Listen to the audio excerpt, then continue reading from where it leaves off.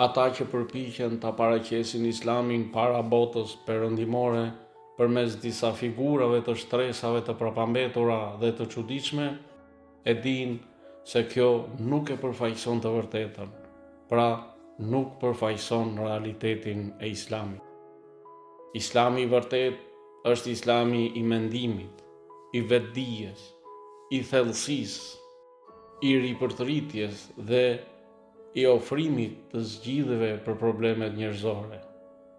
Islami i vërtet nuk është Islami i prapambetur, i verbër dhe i largët nga liria e mendimit. Islami i vërtet është Islami i të menduarit thellë, i përparimit shkencor dhe njohës, i kujdesit për të drejtat e njeriut dhe për përzgjedhjet e tij. Islami i dëmshurisë ndaj të gjithë njerëzimit.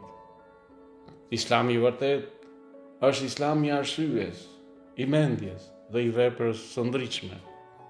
Islami i vërtet është Islami i virtyteve, e jo Islami i atyre që e shohin jetën me fytyrë të vrejtur, që e shpallin njëri tjetrin jo besimtar dhe sulmojnë të tjerët nën petkun e nacionalizmit, sektarizmit dhe të ngjashmeve me këto.